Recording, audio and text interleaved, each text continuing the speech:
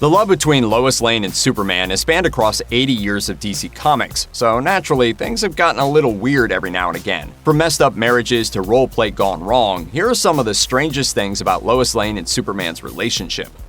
Smallville takes the unconventional route to romance when Lois Lane appears in the show's fourth season. Let's just say that meeting your amnesiac future lover while they're standing naked in a burning field isn't exactly the meet-cute dreams are made of. Unless you're into that kind of thing, which, as it turns out, Clark Kent and Lois Lane definitely are. It all goes down in the first episode of Season 4, when Lois shows up to investigate the death of her cousin. During her road trip, she winds up in a cornfield, where she discovers Clark in the nude lying in a burned patch of corn. When Supes gets up on his feet, he insists that he's fine, to which Lois quite rightly answers, "You've just been hit by lightning, you're stark naked, and you don't even remember your own name. You have a fairly loose definition of fine." Lois and Clark's will they, won't they flirtations last for 5 whole seasons on the show, and even after they start dating, there's something awkward about all of their banter and palpable sexual tension, but it never gets quite as weird as that day they ran into each other in that half-scorched cornfield. Having a kid and saving the world at the same time is no easy feat. Finding out that your children multiplied while you were out saving the world is even harder. But that's exactly what went down with the Arrowverse version of Superman. This version of Lois Lane makes her first appearance in the Arrowverse crossover episode Elseworlds, in which Lois and Clark reveal that they're expecting a baby. Cut to Crisis on Infinite Earths a year later, where the couple have one child together called Jonathan. Unfortunately, the notorious villain known as the Anti-Monitor is busy destroying multiple Earths in the multiverse. When everything's said and done, the gang can only save one Earth, and reality as they know it is altered forever. At the end of the story, the superhero John Jones restores the pre-crisis memories of his allies. But things are kinda different in this strange new version of Earth, especially for those who remember how things used to be. Take Superman, for example. Clark, who began the day with one child, is kinda surprised during a phone call with Lois when she mentions their sons, plural. "Clark, I need you to get to Metropolis now. It's the boys." The boys? Yeah, honey, your sons. Congrats, Clark. Again. Everyone always looks forward to the supercharged romantic climax of a love story when the couple finally kisses. At first glance, it seems that Superman 2 provides that moment with gusto, until you realize what's actually going on, that is. First introduced in Action Comics number 306, Superman has occasionally demonstrated his ability to mind-wipe people with a kiss. The concept of messing with someone's memory is shady, even with random bystanders, but doing it to someone you supposedly love and trust is much worse. Instead of kissing Lois for the right reasons in the 1980 film, Superman uses his amnesia trick as a power move to alter Lois's memory when she figures out his secret identity. Given that knowing Superman's secret doesn't seem to change how Lois feels about him, his actions come off that much crueler. Even worse, if Superman intends to remain close with Lois in both his forms, she'll likely just discover the truth all over again. After all, this is super sleuth Lois Lane we're talking about here. And if she does figure it out again, chances are she'll put together the fact that Superman messed with her mind, something that won't exactly go over well. Superman's gonna have a lot of explaining to do after that little stunt. When you're as coveted a hero as Superman, sometimes one of you just isn't enough to go around. Luckily, within the panels of the comic book world, anything is possible, even splitting yourself in two. And in Superman number 162, Supes does the unthinkable. He separates into a red and blue version of himself. Naturally, this has consequences when it comes to Clark's love life, with both Lois and Lana, another of Superman's major love interests, marrying their own version of the Man of Steel. Lois settles down with the red version of Superman on a newly restored Krypton, while Lana weds Blue Supes, ultimately chilling out on Earth. It's not exactly the most conventional arrangement, but since when has Superman settled for anything less than 5 shades past extra? And sure, polygamy may not be everyone's cup of tea, but hey, if it works, it works. Any fan of Smallville will have felt the pain of watching Michael Rosenbaum's Lex Luthor try and fail to be the best version of himself. But what if Lex really could turn good? That's gotta be impossible, right? Wrong!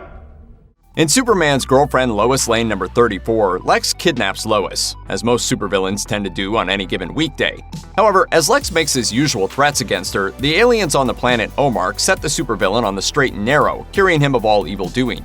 He and Lois then strike up an unlikely friendship, and the reformed villain even asks her to marry him. Lois initially declines, but when Lex turns up to save her from trouble instead of Superman, she begins to rethink her decision. Eventually, Lois falls for her old captor, and she finally accepts his proposal.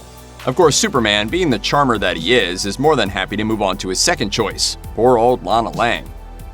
Everyone knows there's nothing like a good fairy tale, but you can always trust a comic book to make things weird. Take Action Comics number 243, for example, in which Superman and Lois act out their own version of Beauty and the Beast.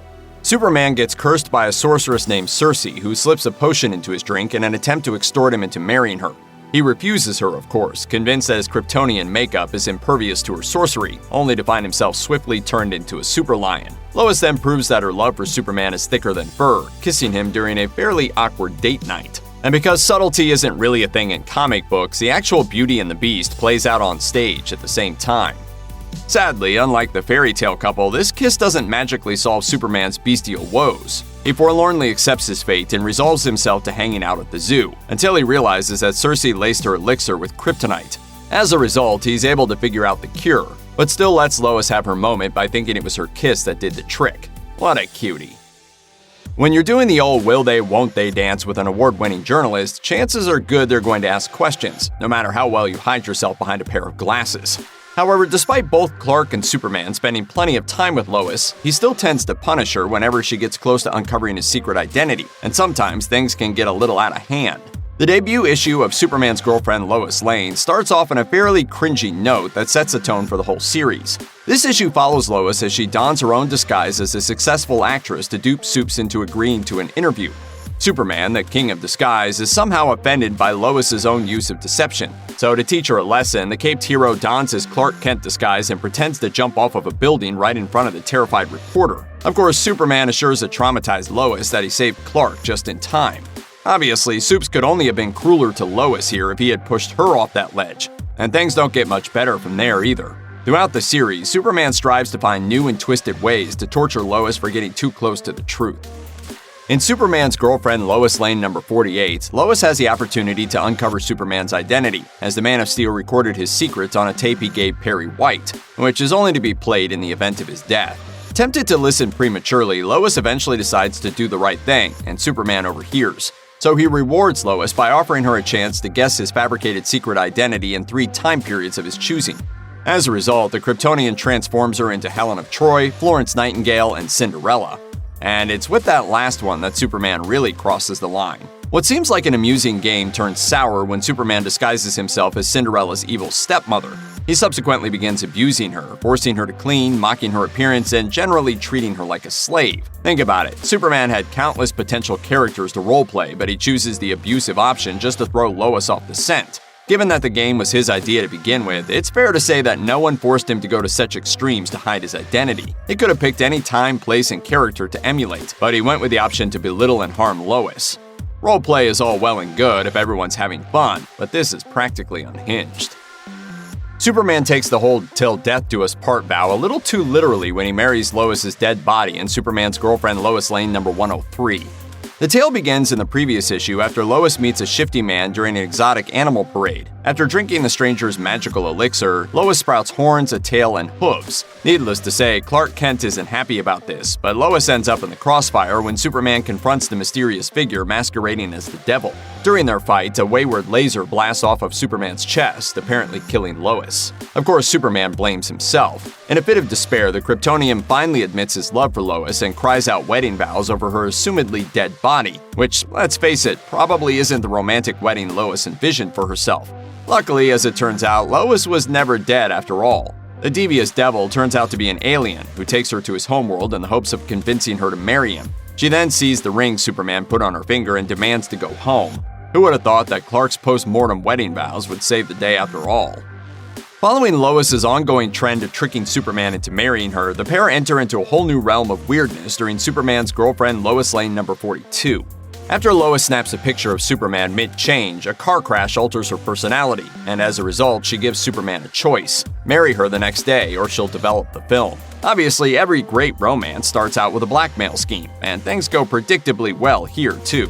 While attempting to stall the reporter, Superman flies her to the Fortress of Solitude, but when she arrives, she spritzes herself with a dose of Rejuvenation spray and begins to rapidly de-age. The age difference prevents the pair from acquiring a marriage license, but that doesn't stop Lois. She sprays Superman with the serum, and they both continue to de-age in quick bursts. Eventually, they get the go-ahead to proceed with the marriage, despite basically looking like toddlers.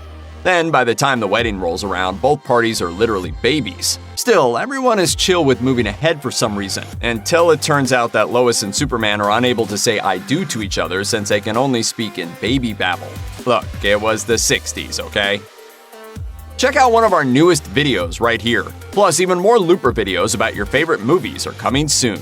Subscribe to our YouTube channel and hit the bell so you don't miss a single one.